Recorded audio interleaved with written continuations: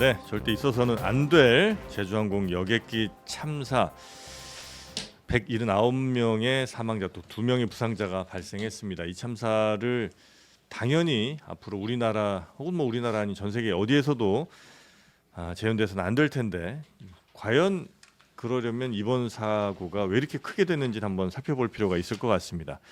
한국항공대 비행원장님 모시고 비행교육원장님 모시고 이번 사고의 원인 조금 더 이렇게 사고가 커진 이유에 대해서 여쭤보도록 하겠습니다. 김인규 원장님 어서 오십시오. 네, 안녕하세요. 김인규입니다. 네, 그리고 우리 신혜영 기자 함께하겠습니다. 안녕하십니까? 네.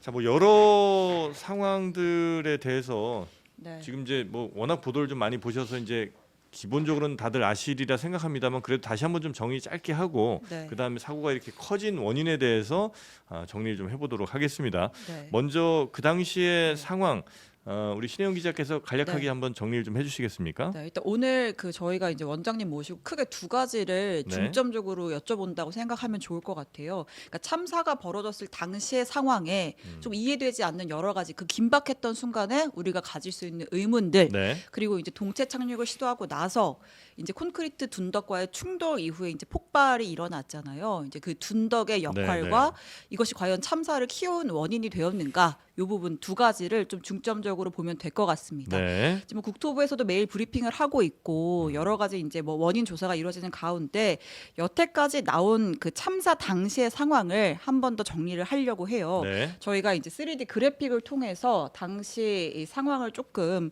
이제 구성을 해봤는데요. 네, 영상을 보면서 좀 설명을 드리겠습니다. 네. 네, 영상 주시고요. 네. 그러니까 지금 이제 181명 태우고 이제 방콕을 떠난 여객기가 무안 국제공항에 들어선 시각이 29일 오전 8시 54분입니다. 자, 공항이 착륙 허가를 내려요. 네. 자, 그리고 3분 뒤에 이제 활주로에 여객기가 가까워지는 상황에서 여객기를 향해서 관제실이 교신을 보내죠. 네. 새떼를 조심하세요라는 내용이었는데 자, 지금 이제 영상이 조금 일찍 나갔습니다. 반복해서 보여주시면 될 것 같아요. 상황이 급박해지죠. 2분 뒤에 조종사가 메이데이라는 신호를 바로 보냅니다. 네. 이게 지금 저희가 이제 국토 브리핑을 통해서 교신 내용의 일부가 공개가 되고 있어요. 이 교신 당시 상황에서 조종사가 메이데이, 메이데이, 메이데이 3번을 외치면서 네. 버드 스트라이크, 고잉 어라운드 라는 말을 했다라는 교신 내역까지가 이제 공개가 됐고 네. 그 후에 이제 복행을 통보를 하죠. 다시 날아오르겠다, 고도를 높이겠다라는 뜻입니다. 자, 그리고 여객기가 급 선회를 해서 활주로 반대 방향으로, 그러니까 턴백이라고 하죠. 이 반대 방향으로 진입을 시도를 해서 이제 들어오는데 평소 같으면 랜딩 기어를 펴서 바퀴로 내려왔는데 네. 이제 랜딩 기어가 펴지지 않은 상태로 동체 착륙, 비행기의 몸통을 직접 땅에 마찰시키는 동체 착륙을 시도를 하고요. 착륙까지는 이제 성공을 했는데 속도를 줄이지 못했습니다. 네. 그래서 이제 활주로 끝에 있는 콘크리트 둔덕 벽에 이제 충돌이 일어났고 이 과정이 착륙 허가 9분 만에 모두 벌어진 일들입니다. 네. 예. 먼저 간략하게 한번 다시 정리를 좀 해주셨습니다만 우리가 이제 확인할 수 있는 거 그리고 우리가 사실로 받아들일 만한 것들은 일단 새들이 분명히 좀 있었던 것 같고 예. 조종사도 이제 그렇게 판단한 것 같으니까요. 네. 그래서 새와 충돌이 뭐 몇 마리인지 어느 정도인지는 뭐 정확히 알 수 없으나 하여튼 관제탑에서도 새들 좀 조심해라는 교신을 했고 네. 조종사도 새들과 부딪혔다는 얘기에 교신을 했고 그래서 뭔가 문제가 생겨서 원래 진입하려던 활주로 방향 말고 반대편으로 한번 살짝 돌아서 한번 180도 돌아서 그렇죠. 180도를 돈 거죠. 네, 돌아서 예. 이제 반대 방향으로 들어왔는데 랜딩 기어 그러니까 밑에 바퀴가 제대로 펴지지 않고 브레이크 잘 잡지 못하는 상황에서 동체로 착륙을 했고 그 속도가 줄어들지 않으면서 활주로 끝을 좀 벗어난 지점에 있던 둔덕 여기와 예. 이제 부딪히고 굉장히 사고가 좀 커진 것으로 이렇게 좀 볼 수 있겠습니다. 혹시 저희가 좀 빼놓았던 중요한 지점들이나 이런 게 혹시 있었습니까? 저희가 지금 설명드렸는데.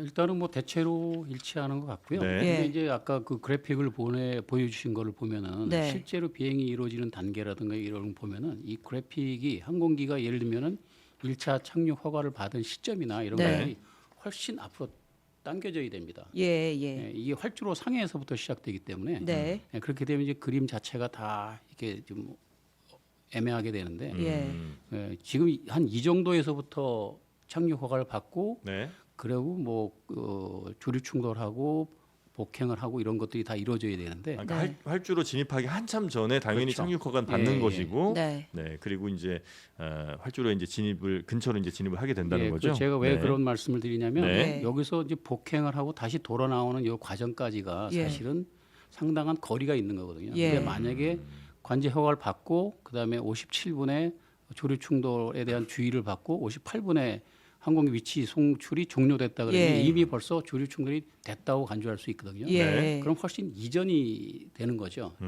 근데 그렇게 되면은 예를 들어서 그 항공사나 이런 데서 권고하는 네. 접근하거나 착륙할 때 조류 충돌을 하면은 어떻게 해야 되는가 하는 부분이 완전히 달라지게 됩니다. 예. 네, 그래서 복행을 하다가 조류 충돌을 했는지 네. 네. 접근을 하다가 조류 충돌을 했는지 이 부분이 굉장히 중요한 부분이 됩니다. 네. 네. 네. 네. 그러니까 저도 그 사실 보면서, 그러니까 지금 목격자 진술이라든지 뭐 이제 그 목격 뭐 블랙박스 영상 같은 거 보면, 그러니까 새떼가 굉장히 가깝게 접근해 있는 모습들을 볼 수가 있거든요. 그리고 이제 현지에 있는 관계자들 뭐 여러 가지 진술에 따르면 이게 그러니까 이제 착륙 허가를 받고 착륙 고도를 진입하고 관제탑에 조류 충돌 경고가 있기 이전에 이미 조류 충돌이 벌어졌을 가능성도 있다, 이런 얘기들이 계속 나오더라고요. 저도 이제 그런 말씀을 계속 드리는 건데 예. 그 조류 충돌을 먼저 하고 그러면 조종사가 하자마자 바로 그 메이데이 콜은 보통 안 하거든요. 네. 예. 상황을 판단하고 이게 뭐지? 그다음에 네. 계기를 보고 예. 뭐 필요한 조치를 하고 네. 그다음에 그 메이데이 콜을 하는 게 보통 예. 순서죠. 예, 메이데이 예. 마지막 응급 콜인 거죠? 그렇죠. 네. 예. 그 전에 만약에 그냥 조류 정도 부딪혀서 약간의 뭐 조금 문제가 생기거나 이랬을 때는 관제탑과 뭐 그 정도까지 대화를 나누진 먼저 않는 거죠. 새떼와 충돌했다고 간주했을 때 네. 네. 그런 거에 어느 정도 이건 이 데미지가 발견이 되고 그러면 조종사는 사실은 바깥을 볼 수 없기 때문에 네. 항공기 계기를 보고 판단합니다. 예. 그러면 좌우 엔진이 있으니까 어느 쪽 계기가 올라가든지 예. 뭐 플럭체션 한다 그러는데 네. 흔들리든지 합니다. 그럼 그거 이거 갖고서 엔진이 지금 정상이 아니구나 아, 아니면 뭔가와 엔진이 충돌이 있구나. 꺼졌구나 예. 하는 걸 판단하고 예. 그러면 그때 바로 해야 되는 거는 바로 메이데이 콜을 하는 게 아니라 예. 체크리스트를 수행하죠. 예. 네, 그러면 그게 사실은 시간이 좀 소요되는 겁니다. 네. 그러니까 네. 관제탑에서 경고를 하고 2분 뒤에 메이데이를 했는데 네. 그 2분 사이에 충돌이 벌어졌다고 보기에는 예. 그래서 저는 그 전에 네. 먼저 충돌을 네. 했을 것이다. 네. 네. 그리고 그런 그 불꽃이 나오거나 이런 동영상도 나왔으니까 예. 관제탑은 그런 사실을 보고 예. 바로 그 조류 충돌 경고를 내지 않았을까. 그 다음에 조종사가 메이데이 콜이 나왔고. 야. 자, 그렇게 이제 응급 상황까지 오게 됐는데 그 상황에 대체로 항공기 내 거의 모든 전원이라든지 동력 관련해서는 문제가 생겼다고 보는 게 맞습니까? 메이데이를 그 정도 외칠 정도면? 그렇죠. 메이데이라면 단순하게 조류 충돌해서 그냥 새가 하나 지나갔네, 아니면 엔진 하나가 뭐 먹었네, 뭐 이렇게 네. 해서 바로 메이데이 콜은 하지 않고요. 예. 뭐 예를 들어서 뭐 두 개가 다 나갔다든가, 거의 셧다운 아니면 수준에. 네, 그 네. 정도가 돼서 그러면 이제 메이데이 콜을 하는 거죠. 정상적인 착륙이 불안하다, 아니면 확실시 되지 않는다 네. 했을 경우에 이제 메이데이 콜을 하는 거니까. 아, 네. 그럼 이제 기장이나 부기장이 뭔가를 조작했을 때도 뜻대로 다 되지 않을 가능성이 매우 높습니까? 예, 일단은 엔진이 나간다면은 네. 사실은 엔진과 관련된 부분들이, 엔진이라는 건 사실은 항공기의 어떤 그런 날기 위한 추력만 발생시키는 게 아니고 네. 여기에 달려 있는 것들이 많습니다. 여기 네. 하나에 일단 뭐 제너레이터가 같이 붙어 있어서 네. 엔진이 구동되면은 제너레이터 같이 가동되니까 거기서 전기도 생성이 되고요. 또 엔진이 구동됨으로 해서 펌프가 돌아가면서 항공기 예를 들면 랜딩 기어를 작동하게 되는 그 유압을 네. 생성시키기도 하고. 네. 그래서 이런 여러 가지 항공기 운항에 필요한 여러 가지 것들이 엔진으로부터 나오기 때문에 예. 엔진이 죽는다 그러면 이런 모든 것들이 다 사라지게 되는 거죠. 네. 근데 일단 그 메이데이를 외치고 복행을 한다는 게 고도를 올린다라는 거잖아요. 그럼 이제 엔진은 추진력을 가한다라는 건데 네. 엔진이 망가진 상황에서 셧다운이 된 상황에서도 복행은 가능해요? 안 되죠. 그래서 제가 갖고 있는 의구심이 이제 예. 그런 부분인데, 예. 그래서 어느 시점인가가 그래서 중요하다는 겁니다. 예. 접근 단계에서 만약에 조류 충돌했다 그러면은 그 거의 뭐 에어버스건 보잉이건 제작사들이 권고하는 것들은 바로 그냥 내려랍니다. 그러니까 보통은 복행을 하지 복행하지 말아랍니다. 말고 그냥 착륙을 지속하는 네. 게 보통의 매뉴얼인가요? 컨티뉴 어프로치 앤 랜딩이 예. 제작사에서 권고하는 절차이고요. 네. 네. 그러면은 만약에 내가 미리 인지해서 복행을 하다가 맞았으면은 예. 조류 충돌을 했으면은 음. 그거는 상황이 다르다는 예. 거죠. 그렇지만 그 전 단계에서 조류 충돌이 됐다 그러면은 이거는 네. 그 상태가 활주로에 비록 가깝게 하더라도 바로 그냥 내려버리는 게 나은 거죠. 아 그럼 적어도 복행을 시도했다는 거는 엔진 두 개가 다 나가진 않았다는 처음에는 그 판단이 저희가 있었으니까 그렇게 했다는 네, 거네요. 처음에 저희는 네. 당연히 그렇게 생각을 했는데 예. 엔진 두 개가 다 나갔는데 복행을 시도한다는 건 굉장히 무리한 예. 조작이거든요. 그래서 그 복행해서 올라가도 엔진이 죽었기 때문에 고도를 취할 수 있는 에너지가 없는 겁니다. 예. 그렇기 때문에 그렇겠네요. 복행을 한다는 건 굉장히 판단으로 봤을 때는 좀 납득이 가지 않는 상황이 되는 거죠.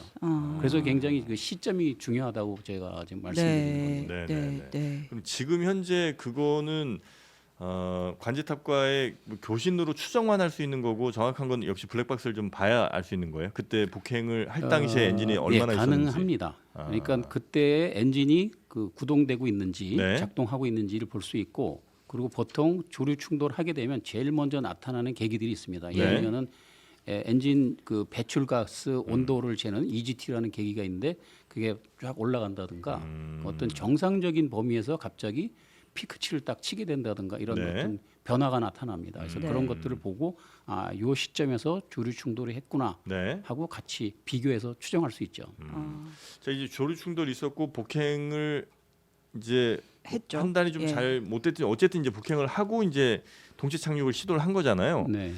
근데 이게 동체 착륙을 시도를 한 건지 아니면 랜딩 기어가 혹시 내려와 있는 걸로 착각을 한 건지 왜냐면 이제 계기판에 랜딩 기어가 내려왔다고 뜰 수도 있잖아요. 그렇진 않습니까? 그렇지는 않습니다. 아 네. 그래요. 근데 이제 그 이야기를 하시는 분 중에 근거로 드는 것은 항공기가 이렇게 착륙할 때 보통은 이제 앞 코 쪽을 살짝 들지 않습니까? 네, 네. 왜냐하면 그렇게 해서 이제 뒷바퀴부터 보통 이제 내리고 그 다음에 앞바퀴가 이렇게 내리는 요 상황인데 네. 그 해당 항공기가 마지막에 동시 착륙할 때 보면 앞코가 이렇게 약간 들려 있는 네, 상황이었잖아요. 들려 있죠. 네. 그래서 그렇게 동시 착륙을 한 것은 혹시 랜딩 기어가 내려와 있다는 판단을 하고 그렇게 한 건 아니냐는 사실 의문을 저도 이제 제기하신 두 분이 있더라고요. 가지를 다 고려할 네. 수는 있을 것 같습니다. 네. 그러니까 그 예를 들면은 랜딩 기어를 내릴 수 없는 상황이 돼서 급박하게 내려야 된다는 조종사의 판단에 의해서 그럴 수도 있고 네. 지금 얘기 나오는 것처럼 또 하나는 굉장히 조심스럽긴 한데 네. 조종사가 마치 내가 내렸다는 어떤 그런 판단 하에 지금 말씀하시는 것처럼 네. 정상적인 착륙 조작으로 기술을 들고 음. 접지를 해서 마지막까지 유지했던 네. 그런 상황이 될 수도 있습니다. 네. 네. 네, 네. 근데 제가 누님 말씀드리자 만약에 동체 착륙을 의도적으로 했다면 네. 접지를 하면서 바로 노즐을 눌러서 기술을 빨리 지면과 접촉시키는 게 그게 더 마찰력을 증가시킬 수 있는 방법이 되죠. 그러니까 지금 네. 기장이 계속 마지막까지 기술을 들고 있는 거는 네. 마찰력을 증가시키는 것보다는 오히려 더 어떻게 보면 양력을 증가시키는 부분이 됩니다. 그래서 이게 혹시 그런 이제 판단이 있지 않았나는 이제 그런 분석을 하시는 분들 네. 계신 것 같아서 한번 여쭤봤고요. 일단 동체 착륙 이전에 그러니까 저희가 이제 정말 단계적으로 좀 저는 봤으면 좋겠어요. 저희가 이제 전문가를 네. 이제 모셔서 인터뷰할 게 많지 않기 때문에 복행을 했습니다. 그리고 나서 사실 복행을 했다라고 하는 그 순간에만큼은 어쨌든 복행을 하기 위해서 엔진이 추진력이 살아있는 상황이라는 건데 그때 사실은 조금 더 착륙 지점이라든지 여러 가지 확보를 위해서 조금 더 선회를 할 수도 있었을 텐데 굉장히 좀 정말 급박한 상황이었던 것 같아요. 굉장히 급격하게 턴백을 시도를 해서 네. 바로 착륙을 해요. 근데 제가 이제 좀 취재를 해본 결과 이 턴백을 하는 건 보통 진짜 막 전투기들이 공격을 받았을 정도로 위급한 상황에 이렇게 급격하게 턴백을 시도를 하고 엔진이 두 개가 다 죽었거나 혹은 하나의 엔진만 죽었더라도 거기에 화재가 진압이 되지 않는다거나 이런 위급한 상황이 아니면 보통 턴백을 시도하지 않는다고 하더라고요. 네. 그래서 일단은 제일 중요한 거는 그 조종실 그 녹음 기록을 들어봐야 예. 되는 게 일단 제일 중요한 게요. 예. 이 당시에 승무원들이 어떤 대화를 나눴는가 하는 예. 게 굉장히 중요한 부분입니다. 그래서 이 상황을 정확히 인지하고서 네. 의도적으로 턴백을 예, 한 건지 예. 아니면 본능적으로 내가 돌아야만 되겠다. 왜냐하면 엔진이 없고 추력이 더 이상 나오지 않으니까 나는 살기 위해서라도 무조건 빨리 내려야겠다. 네, 네. 이런 생각으로 무조건 도른 건지 네. 네. 그거는 이제 그 조정실 음성 녹음 기록을 들으면 이제 파악이 될 것 같습니다. 근데 네. 이제 1차적인 원인이 어쨌든 조류 충돌로 인한 엔진의 손상인 건데, 그러니까 저희가 뭐 관제탑에서 어저께 이제 나왔던 전문가분은 이 조류 충돌 가능성을 언급해 주는 거는 좀 표현이 그렇지만 일종의 서비스다라고 할 정도로, 그러니까 이제 조류 충돌의 경우가 상당히 자주 있고 그것이 이렇게 엔진을 완전히 무력화시킬 정도로 큰 사고로 이어지는 경우는 드물다. 그러니까 그냥 조류 충돌이 있어도 착륙을 강행하는 건데 도대체 어느 정도의 수준의 충돌이 있었길래 이런 셧다운까지도 우리가 유추해 볼 수 있는 상황까지 갔다고 보세요? 지금 사실은 이제 셧다운 여부는 이제 정확치는 않은데 않죠. 그것도 이제 그 비행 저 FDR이라고 하는 예. 비행 자료 이제 데이터 그 기록부를 봐야 되는 부분인데 거기에 나오면 이제 정확히 나오겠죠. 그걸 분석하면은. 근데 이제 문제는 그 여기는 뭐 플라이트 어웨이라든가 이런 뭐 저기 미국 저 정보 제공 업체를 말씀하셨지만 네. 저희는 또 플라이트 레이더 24라고 해서 네. 그 비행 항공기에 그 트랙을 모니터하는 그렇게 해서 제공하고 있는 그것도 업체가 있습니다. 저도 네. 이제 그걸 사용하고 있는데 네. 여기도 마찬가지로 항공기의 ADS 브라보라는 ADS B라는 시그널이 비슷한 시점에서 멈췄다는 거죠.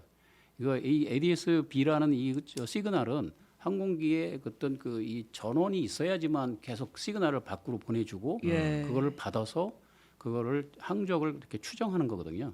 근데 저 접근하는 그 과정 중간에 이 시그널이 끊겼거든요. 예. 그러니까 플라이트 어웨어나 그다음에 플라이트 레이더 24나 둘 다 비슷한 시점에 이게 시그널이 끊겼습니다. 네. 그래서 저희도 그게 되게 좀 그 의아했던 부분이 혹시 있는데 오늘 아까 이제 뭐 사전에 국토부 브리핑을 보고 의문점이 더 커졌다고 말씀하신 대목이 이 부분인가요? 네네. 아. 그래서 거기서도 저도 이제 처음에 어제 같은 경우는 네. 뭐 전원을 셧다운 뭐 가능성을 이제 국토부에서 언급을 했기 때문에 네. 솔직히 저는 그게 무슨 말인가 좀 오히려 좀 이해가 안 됐어요. 쉽게 말하면 엔진이 다 죽었다. 뭐 이런 네, 건가요? 그러니까 전원이라고는 아까 제가 말씀드린 네. 것처럼 엔진에는 엔진 그 추력만 얻는 게 아니고 그 제너레이터를 연동시켜서 걔를 구동하면서 전기를 발생시키는 겁니다. 그렇기 때문에 엔진이 죽으면 제너레이터 죽기 때문에 전기도 끊기죠. 네. 물론 이제 마지막으로 배터리가 있기 때문에 최소한 얼마간의 그 저기 전기는 나오긴 하지만 네. 그건 아주 기본적인 항공기 운항에 아주 필수적인 것들만 작동할 수 있는 양만큼이 되고요. 네.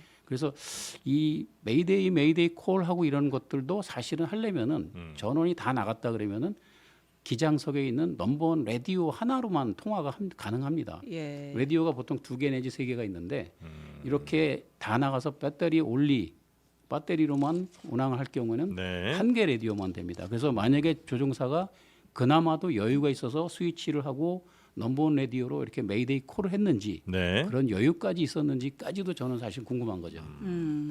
자, 그리고 이제 내렸을 때 어쨌든 속도가 줄어야 피해가 그렇죠. 적어질 텐데 속도를 거의 못 줄인 걸로 보이기도 하거든요. 네. 예를 들면 그 플랩이라고 합니까? 네. 이렇게 날개 뒤쪽에. 뒤쪽에서 이렇게 네. 막아준 바람으로 막아주는 거, 혹은 뭐 역추진 장치 뭐 등등 이제 있잖아요. 뭐 네. 여러 장치들이 있을 텐데 그것들이 외관으로 보셨을 때는 확실히 작동이 안 한 게 맞죠? 안 돼 보입니다. 그러니까 그걸 못한 것 역시도 이 전원과 관련이 있습니까? 일단은 뭐 플랩도 그렇고요. 거의 모든 그 장비들이 그 유압으로 작동이 됩니다. 네. 그러면 그것들이 기본적으로 엔진이 구동이 돼야지만 정상 작동을 해야지만 그 압력이 나오는 거거든요. 네. 예, 그래서 엔진이 만약에 셧다운이 됐다면 전기도 끊겼지만 하이드롤릭이 하는 유압도 다 중단되는 경우가 생기는 거죠. 예. 그래서 저희가 처음에 많이 혼동을 가져왔던 부분이 랜딩 기어를 유압으로 안 되면은 그 다음에 전기로 할 수 있고 그 다음에 또 수동으로. 매뉴얼로 할 수 예. 있는데 왜 안 했지 하는 그런 그 의구심을 많이 가졌지 않습니까? 네. 근데 이제 만약에 두 개가 다 죽어버렸다면 예. 그러면 그런 거를 할 수 있는 그 이 소스가 다 없어지는 거죠. 마지막으로 남은 게 이제 그 매뉴얼로 랜딩 기어를 네. 내리는 건데 그것도 지금처럼 급박하게 내려야 되는 상황이어서 그거를 내릴 수 있는 만약에 여력이 없다면 네. 그것도 사용을 할 수 있어도 사용할 시간이 없는 거죠. 네. 음. 자, 그런 등등의 이유로 이제 동시 착륙하고 그 다음에 속도를 줄이지 못했고 결국은 이제 마지막에 정말 뭐 많은 분들이 굉장히 충격 받으셨을 그 둔덕과의 충돌이 있었잖아요. 네. 근데 이 둔덕에 대해서는 처음 국토부 설명은 뭐 규정대로 지은 거라 문제가 없다 이런 정도의 발언이었다가 지금 조금 이제 바뀌고 있는 것 같아서 네.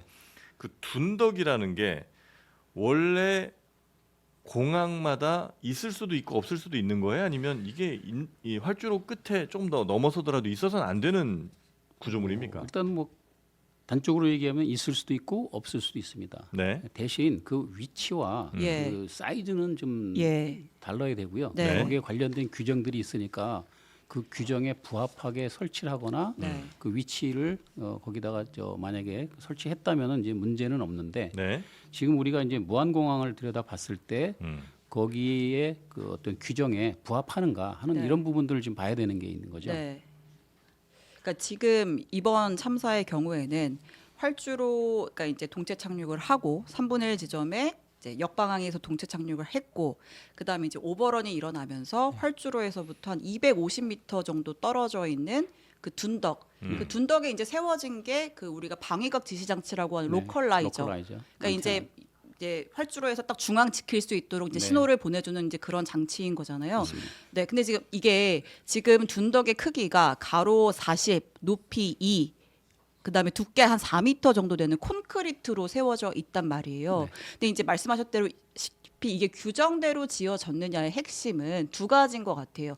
이 소재, 네. 소재와 그다음에 활주로부터의 거리. 두 네, 개 이렇게 다. 두 가지를 지켰는지를 봐야 될 것 같은데, 네.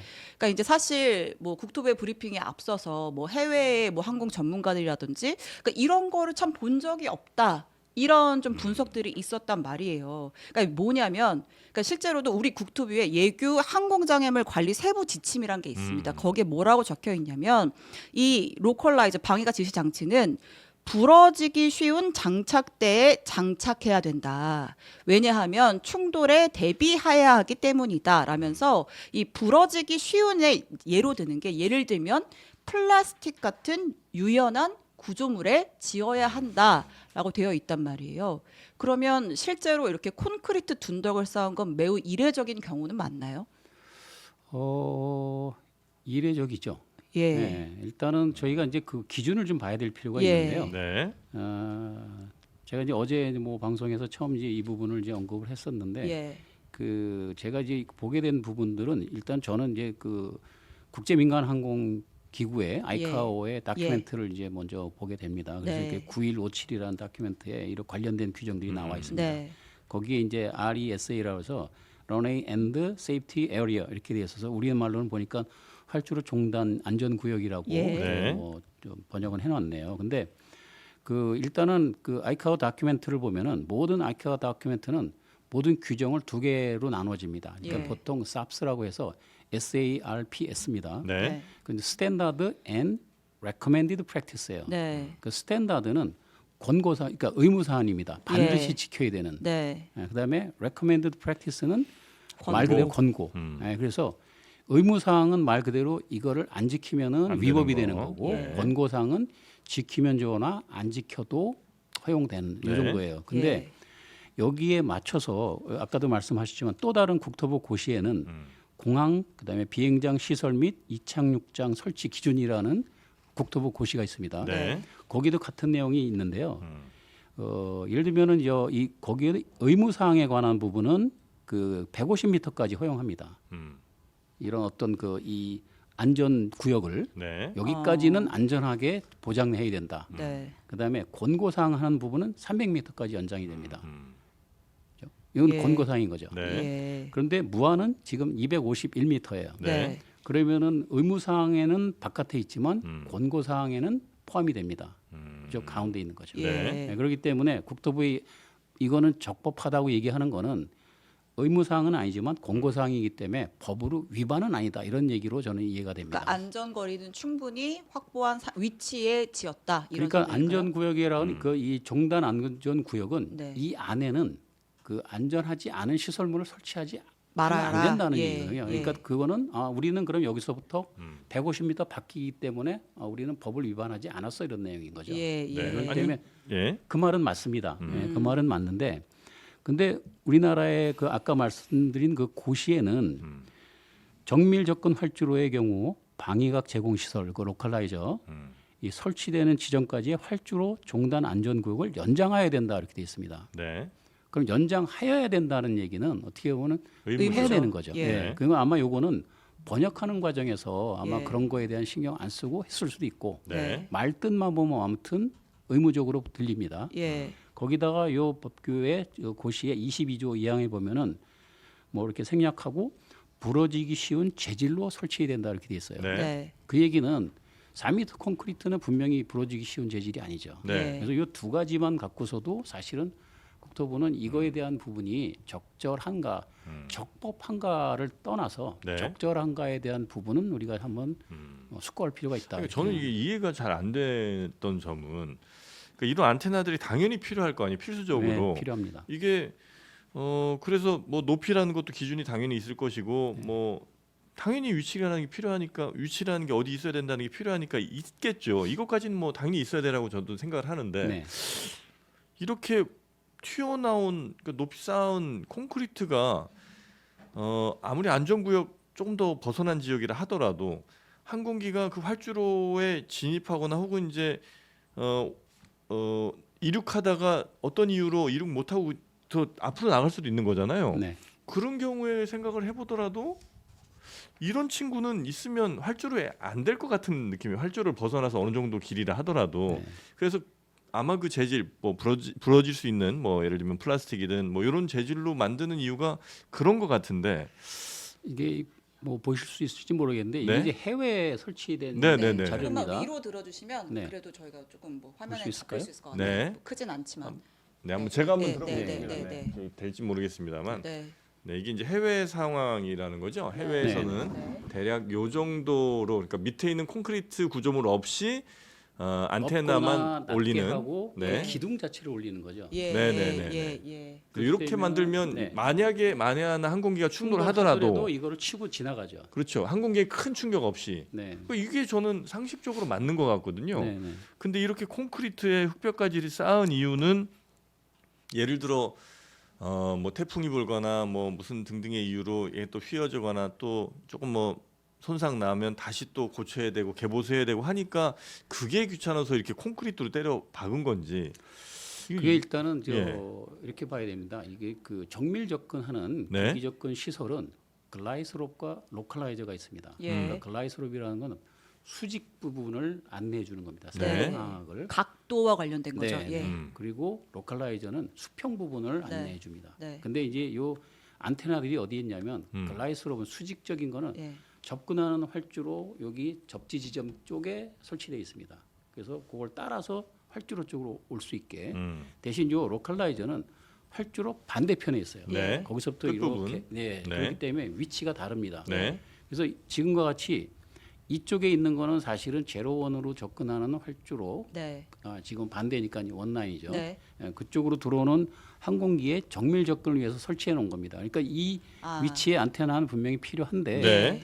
그러려면은 다른 지상 장애물의 저해를 안 받기 위해서 어느 정도 네. 높이가 필요하죠. 네. 예. 다른 비행기가 있다면 안테나에 가려가지고서 전파가 방해를 받으니까 그럴 수 네. 그래서 있겠죠. 높이가 필요한데 지금 이 그림처럼 그 높이 필요한 높이만큼 기둥을 높이면 되는 거죠. 그렇죠. 근데 지금 여기서 보면은 요 반대편 요 활주로가 이렇게 네. 둔턱이 있어서 낮다는 거죠. 예. 마지막에 약간 그 내려가죠. 높이를 높이는 과정에서 네. 밑에서 기둥으로만 올리는 게 아니고 네. 네. 그냥 여기다가 콘크리트로 4m까지 그냥 올린 거죠. 예. 예. 그럼 요 위에 올라온 기둥 부분이 더 짧아지긴 했는데 네. 어쨌거나 정확한 그 안테나 위치가 중요한 거기 때문에 네. 그래서 이 아랫 부분은 신경을 안 쓴 거라고 보여지는 거죠. 그러니까 안테나의 수평을 만드는 데는 집중했지만 네. 그 밑에 구조를 어떤 걸로 할지는 네, 네. 크게 신경을 쓰지 않았다. 이렇게 물론 이제 보시는 거죠? 여기에도 그 모르해라든가 뭐 그런 건 없는데 네. 단지 부서지기 쉬운 재질로 해라고만 네. 돼 있습니다. 네. 그 문제는 과연 이런 콘크리트가 부서지기 쉬운 재질이냐 아니냐 요거에 네. 대한 판단을 하면 되는 거죠. 이거 비용 절감도 아니잖아요, 그죠?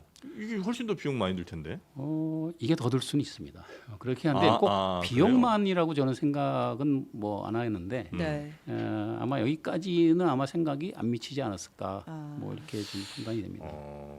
질문 네. 하나만 할게요. 네. 잘 몰라서 하는 부분인데 이제 활주로가 있으면 원래는 이제 1번 그러니까 원으로 들어갔을 때 시작 부분에 지금 로컬라이저가 있었던 그렇죠. 거잖아요. 근데 지금 이제 원라인으로 들어오니까 역을 받은 건데 네, 네. 원래 그 활주로에 진입하는 위치 그쪽 측면에 로컬라이저가 서 있는 건가요? 그거는 이제 반대에도? 반대쪽으로 오는 비행기를 위해서 이쪽에 돼 있고요. 양방향으로 양방향에 설치하는 다 있는 거예요. 예. 원래 보통 활주로에. 그렇습니다. 아니, 그래서 뭐 자꾸 이 사고 이후에 참사 이후에 이제 이렇게 했으면 어땠을까 하는 그런 이제 아쉬움들이 자꾸 남아서 뭐 또 질문 드리기도 합니다만 만약에 이게 이렇게 돼 있지 않고 그냥 해외에 있는 것처럼 아니면 이제 부서지기 쉬운 재질로 돼 있었다면 적어도 이렇게 충돌하지는 않고 뭐 앞으로 뭐 500m를 더 나가든 뭐 이러면서 섰을 거 아니에요. 네. 물론 약간의 충격은 있었겠지만 이 정도로 참사로 이어지지는 않았을 것 같은 그냥 기분이 좀 드는데 네. 실제로 예. 2015년에 그때 그 아시아나 네. 비행기가 히로시마 공항에 착륙을 시도했는데 네. 그때 이제 활주로에 안착을 못하고 로컬라이저랑 충돌을 했어요. 네. 근데 이제 뚫고 지나간 거죠. 음. 그래서 이제 부상은 일부 있었는데 그때는 네. 사망자는 안 나왔었거든요. 네. 예. 그거는 이제 조금 경우는 다른데 예. 접근하는 과정에서 낮게 내려가서 이제 반대편 원웨이에 있는 로컬라이저 안테나를 치고 내려간 예, 거기 예, 때문에 예. 이제 경우는 좀 다르긴 합니다만 네. 어쨌든 뚫고 지나갔다. 그렇죠. 예. 그렇게 해서 폭발 항공기가 없이. 바퀴로 치더라도 그게 그냥 무너져 버리게 네. 그렇게 이렇게 설계를 하거나 그렇겠죠. 이렇게, 이게 설치를 하는 게 맞는 거죠. 그렇게 하는 네. 게. 그리고 뭐 외벽 정도 들이받고 뭐 논이나 어디 이렇게 밖으로 좀 나갔을 텐데. 지금 사실은 동체 착륙한 케이스가 이게 처음이 아니고 네. 뭐 비근 얼마 전에도 있었고 그다음에 찾아보면 많은 사례들이 있습니다. 해외에도. 그렇게 되면은 그런 사례들을 봤을 때 과연 이번 케이스처럼 이렇게 엄청난 네. 사망 사고가 발생하느냐 했을 네. 때는 꼭 그렇지 않거든요. 심지어 활주로를 벗어나서 네. 풀밭으로 막 빠져나가도 거의 전원이 생존하고 이런 케이스들이 대부분입니다. 그렇죠. 예. 네. 뭐 부상은 좀 입을 수 있지만. 네, 그래서 제가 제일 아쉬운 부분은 예. 이제 이런 부분이고 네. 또 그 국토부 발표는 여기뿐만 아니라 여수라든가 다른 데도 청주에도 있다. 콘크리트로 예. 된 로컬라이저가 있다. 그렇기 때문에 얘가 문제가 없다가 아니라 예. 그렇다면 걔도 문제가 될 수 바꿔야죠. 있다 아. 하고 네. 생각해야 되는 거죠. 네. 맞습니다. 일단 국토부의 설명은 말씀하신 대로 처음에 이제 규정을 지켰다라고 했을 때는 이 이제 그 구조물의 소재나 이런 부분에서는 언급을 하지 않고, 그러니까 이제 안전 구역 바깥에 지었다. 그 활주로 거리, 몇 미터 밖에. 예, 그 네. 거리는 지켰다. 그 규정을 지켰다라고 했고 콘크리트로 된 다른 공항도 있다라고 설명을 했다가 지금은 어떠한 소재로 지어야 하는지에 대해서는 규정을 확인 중이다. 네, 이런 네, 설명을 내놓은 상황입니다. 만약에 이렇게 되면 그래서 이 둔덕이 사고를 훨씬 더 키운 것으로 이제 판단이 된다면 네. 그 책임을 그러면 뭐 공항공사라든지 아니면 무한공항 혹은 뭐 이쪽에서도 당연히 그 항공사뿐만 아니라 이 공항 쪽에서도 책임을 질 가능성이 꽤 있을 수도 있겠군요. 뭐 그런 내용들을 알고서 했다든가 아니면 네. 모르고 해도 사실은 책임은 뭐 배제할 수는 없는 부분이긴 한데 이제 이런 부분들은 사실은 약간의 그 논쟁이라든가 예. 뭐 그런 아직 그 좀 더 검토해야 될 소진이 네. 있습니다. 아까 말씀드린 것처럼 이제 권고냐 아니면 네. 의무냐 이런 네. 부분이 있기 때문에 음. 그래서 그런 것들이 법적인 어떤 문제냐 아니냐를 갖다 우리가 논할 게 아니고 네. 법적인 그 저촉 여부나 어떤 하자가 있다 없다의 관점보다는 네. 사실은 이번 사고로 인해서 우리가 이런 걸 알게 된 거죠. 예. 그렇다면은 접근 방법을 그러면 또 다른 이런 방법 이 사고가 날 수 있는 여지가 있는가를 살펴보는 게 일단은 네. 올바른 방향인 것 같고요. 아. 자 그 그리고 무한공항의 활주로가 지금 이제 연장 공사 중이죠. 공사 중이잖아요. 네. 2.8km에서 한 3.2km 정도로. 네. 근데 애초 최초 계획의 길이가 2.8km였나요? 네. 아, 지금 그보다 현재가 더 네. 최초에 이제 고안된 길이인 네. 거죠. 그리고 저 항공기 운항에 관련해서 지금 뭐 48시간 전, 그러니까 이 사고 직전 48시간 전에 뭐 13차례 정도 이제 항공 운항 기록이 있던데 네네. 보니까 이건 뭐 이제 비전문가 입장에서 볼 때긴 합니다만 네. 너무 빡빡한 거예요. 네. 그래서 예를 들면 한 50분도 채 못 쉬고 아, 다시 출발하고 또 어디 뭐 제주 갔다가 다시 뭐 태국 어디 갔다가 대만 갔다가 거의 쉴 틈 없이 운항을 하던데 그러면 적어도 한 3-4시간씩은 좀 그래도 쉬면서 뭐 이렇게 정비도 좀 하고 이래야 될 것 같은 게 생각이 좀 들긴 하거든요. 비전문가는. 네. 근데 48시간 내내 정말 단 1시간도 제대로 쉬지 못하고 계속 돌리던데 이거는 항공기 안전에는 전혀 문제는 없습니까? 그 안전을 바라보는 시각을 예. 우리가 어디에 두느냐 하는 게 이제 굉장히 중요한 부분인데요. 예. 그러니까 어떤 그 이 최소한의 규정을 지켜가는 게 우리는 안전하다 하는 거와 어떤 좀 더 마진을 갖고서 운영하는 거가 우리의 어떤 안전에 대한 정책이다 하는 거하고는 좀 다른 부분이죠. 네. 그러니까 지금 예를 들면 정비 같은 경우는 최소 그 정비 점검 시간을 28분이라고 했으면은 아마 저는 이제 정비사가 아니어서 그 네. 기준은 모르겠습니다만 그 다른 분이 확인하셨겠죠. 근데 법적으로 난 28분을 지켰기 때문에 문제 없다 네. 하는 거와 그게 한 번은 28분이지만 반복해서 쭉 계속 28분으로만 유지한다면은 그 중에는 예를 들어서 이 스케줄을 보면은 국내선뿐만 아니라 국제선도 들락날락하는 거죠. 그러면은 승무원이나 이런 부분들도 국내선을 들어와서 국제선을 하려면은 세관이라든가 검색대를 다시 법무 쪽으로 나갔다가 다시 들어옵니다. 네. 그러면은 계속해서 국내선만 하는 비행보다는 네. 시간이 상대적으로 더 줄어들죠. 그러면 조종사뿐만 아니라 물론 이제 정비사는 그 안에 있는 사람들이니까 나는 28분 만에 충분해 할 수도 있는데 네. 필요에 따라서 항상 정비가 단순한 정비뿐만 아니라 조금 더 시간을 요하는 정비가 필요할 수도 있겠죠. 그래서 그런 경우는 네. 시간을 뭐 어쩔 수 없이 느리겠지만 대신 스케줄에 대한 부분은 좀 고려할 필요가 있는 거죠. 네. 이게 이제 비교를 하면서 사실 대한항공이나 아시아나하고 비교를 하는데 물론 풀 서비스 캐리어하고 로커스 캐리어하고 같이 비교하는 건 좀 무리긴 합니다. 네. 로커스 캐리어가 사실은 저비용이라는 말 그 자체가 최소 비용으로 최대 수익을 내는 게 목적이기 때문에 그렇지만 거기에도 이런 안전에 저해에 대한 이런 사고가 한 번 발생하면 그럼요. 여태까지 세이브했던 비용들이 한 번에 다 날아갑니다. 네. 그렇기 때문에 안전에 대한 투자가 왜 필요한가 하는 걸 다시 돌아볼. 아니 그 저비용이라고 하는 게 우리가 조금 더 서비스를 좀 덜 받고 그러면서 좀 항공료를 좀 저렴하게 갔다 오는 거지 안전까지 그거를 포기하고 가는 건 아니잖아요. 그렇죠. 네, 그래서 저는 물론 이제 다시 한번 말씀드리면 비전문가 눈이긴 합니다만 그 운항 기록을 보고 나서는 물론 이제 그게 사고원이라는 말씀 전혀 드리는 건 아니지만 네. 빡빡해도 너무 빡빡하게 운행을 좀 하는 것 같다. 기록도 빡빡하고 저 사이에 정비 시간도 정말 최소 기준에만 충족을 해서 항공유 채우기도 난 너무 시간 없을 것 같은 그런 이제 생각이 좀 들어서 야, 저렇게 정비를 해도 되나 싶은 생각이 좀 들었다는 이제 그 말씀이고요. 일단은 뭐 저도 이 부분은 조금 이제 네. 말하기가 좀 조심스러운 게 네. 뭐 법적으로 그렇다고 뭐 문제가 있냐 했을 네. 때는 뭐 법적인 부분은 다 충족했기 때문에 네. 그거를 제가 이거는 뭐 돼 안 돼 이런 얘기는 뭐 함부로 하기는 좀 어렵고요. 네. 네. 대신 이런 연속되는 비행에 이런 것들이 장기간 지속되다 보면 어느 시점에서 어느 부분에서는 분명히 누적될 리스크가 쌓이는 네. 부분이 있을 거라 하는 게 네. 제 이제 예상입니다. 그러니까 운항 네. 관리도 중요한데 지금 네. 사실 많은 이제 또 국민들이 그 해당 비행 기종에 대해서도 좀 우려를 많이 하는 것 같아요. 네. 이제 737-800편 보잉사의 비행기인데 그 참사 다음 날 또 제주항공에서 네. 같은 기종 비행기가 랜딩 기어 문제 있다고 다시 회항하는 경우도 있었고 그리고 이제 정말 일반적인 시각에서 아니 새가 들어갔다고 해서 엔진이 다 뭔가 망가질 정도의 뭔가 위급한 상황까지 가? 결국은 내려올 때 플랩도 안 펴지고 아무것도 조작이 안 된 거잖아요. 네. 그럼 그거는 이제, 근데 예. 사실은 뭐 정비하고는 좀 무관하고요. 예. 어떻게 보면 그것도 천재지변의 하나라고 볼 수 있습니다. 조류 네. 충돌은 비행하다가 번개를 맞던가 뭐 이런 식으로 그런 식으로 천재지변으로 구분을 하긴 하는데 네. 그거는 정비를 아무리 잘해도 예. 어떤 기종도 네.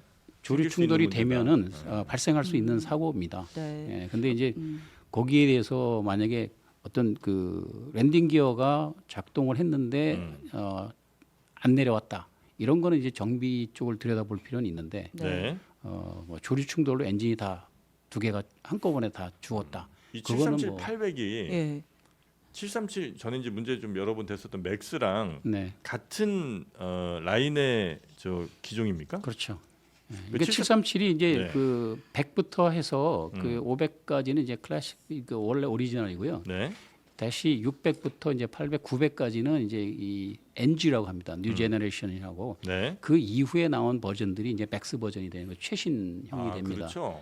근데 문제는 네. 이 737 기종이 100부터 현재 나와 있는 맥스까지 사실은 동일한 칵핏 레이아웃이라든가 물론 옛날보다 지금은 디지털로 계기가 바뀌긴 했지만 기본적인 그 이 칵핏 레이아웃이나 이런 거는 거의 동일합니다. 네. 그 이유는 보잉이 항공기 제작에 따른 그다음에 디자인에 따른 여러 가지 비용 절감 이런 부분이 굉장히 그 여기에 많이 녹아들어 있기 때문에 그래서 최근에 그 보잉이 연초에 뭐 문짝이 떨어져 나가고 막 이런 그 경험도 했지 않습니까? 네. 그러니까 그런 항공기에 대한 어떤 제조 아니면 관리 이런 부분이 보잉이 문제가 있긴 있는 겁니다. 그러니까 그 737 맥스가 사실 전에도 사고가 몇번 예, 났었죠. 사고가 좀 몇 번 있었던 것 네. 같고 말씀하신 것처럼 운항 중에 하늘 위에서 뭐 문짝 떨어지고 이런 네. 일들이 있었던 것도 737 맥스 맞습니다. 이 친구들이잖아요. 그래서 진짜 기종 자체 혹시 결함이 있는 거는 아닌가? 사실은 전 세계적으로도 한 네. 5천여 대 많이 팔려 있고 네. 국내에도 뭐 100대가 넘게 지금 운항 중이기 때문에 굉장히 어떻게 보면 좀 검증이 됐다고 얘기할 수 있는 기종인데 저도 이제 사실은 처음에는 그런 식으로 표현했습니다만 요즘엔 조금 생각이 좀 바뀌는 게 네. 이게 계속해서 발생하고 있네. 그러니까 이게 정말로 이 기종이 새로 바뀐다 해서 맥스라 해서 반드시 뭐 개선이 됐거나 네. 더 좋아졌거나 이렇게 봐야 되는가 하는 거에 대한 좀 의구심이 생기긴 하더라고요. 네, 네. 그러니까 새로 신형이 나왔다고 해서 그 친구가 더 안전하다거나 이렇게 볼 수는 없다는 거잖아요, 그렇죠? 네, 그거를 같은 디자인으로 계속 이 동체만 느리다 보니까 그거를 보완하기 위해서 예를 들어서 맥스 같은 경우는 MCAS라는 시스템을 새로 달았고요. 그게 컴퓨터로 피치를 조절해주는 어떤 네, 그런 네, 역할을 네, 하는 네, 거거든요. 네. 그건 반대로 뭐냐면 항공기 자꾸 느리다 보니까 엔진도 점점 커져야 되고 그러다 보니까 항공기 기축성이 변하는 겁니다. 네, 네. 애초에 설계했던 것보다 항공기 컨셉이나 디자인이 바뀌어요. 그래서 그런 부분을 보완하다 보니까 전혀 다른 비행기가 되는 거죠. 네, 알겠습니다. 이제 사고가 발생한 뭐 원인 뭐 버드 스트라이크라는 게 뭐 아마 처음에 분명히 좀 발생했던 거는 이건 뭐 팩트인 것 같고 그 다음에 굉장히 짧은 거리에 뭐 회항 복항 등이 이제 있었고 동체 착륙이 있었고 마지막에 둔덕에 충돌하는 사고. 그래서 사고의 규모가 이제 굉장히 커졌고 이 사고의 원인이 단 하나는 분명히 아닌 것 같지만 그 여러 사고들 중에 그 비중을 분명히 우리가 좀 나눠볼 필요는 있는 것 같고 혹시 사고가 발생했을 때 피해를 조금이라도 줄일 수 있는 방법은 없었을지에 대한 그래서 안전을 좀 더 확보할 수 있는 방법을 우리 교통부라든지 또 각 항공사들도 분명히 좀 알아야 될 것 같은 생각이 좀 들기는 합니다. 자, 오늘 우리 한국항공대 비행교육 원장님 김인규 원장님과 함께 이 사고에 대한 여러 분석들을 함께 좀 나눠봤는데 참 마음이 뭐 여전히 좀 많이 무겁고요. 그리고 우리 유족분들이 지금도 공항에서 한 발짝도 지금 벗어나지 못하고 계신 그런 상황인 것 같은데 아직 뭐 5분의 신원은 확인이 아직 되지 확인도- 않은 네. 상황입니다. 자, 하여튼 이분들의 아픔이 최소화될 수 있도록 뭐 바라는 것 말고 지금 당장 저희가 할 수 있는 것들이 별로 없는 것 같고요. 하여튼 이 사고 원인에 대해서 아마 유족분들도 가장 원하는 것이 왜 이렇게까지 큰 사고가 이어졌는지에 대한 명확한 사고 원인 규명 또 발표 완전히 투명한 발표 이런 것들이 좀 이루어져야 되지 않나 하는 생각이 좀 듭니다. 자, 오늘 원장님 오늘 함께해 주셔서 대단히 감사하고요. 지금 굉장히 또 마음도 안 좋으실 텐데 네. 예, 좀 설명해 주셔서 대단히 감사합니다. 자, 다음 기회에 또 혹시 저희가 궁금한 게 있을 때 여쭤보도록 하겠습니다. 고맙습니다. 네, 감사합니다. 자, 그리고 신혜영 기자도 고생 많으셨고요. 네. 저희는 내일 오전 11시에 다시 여러분 찾아뵙도록 하겠습니다. 오늘도 함께해 주신 여러분 대단히 고맙습니다. 감사합니다.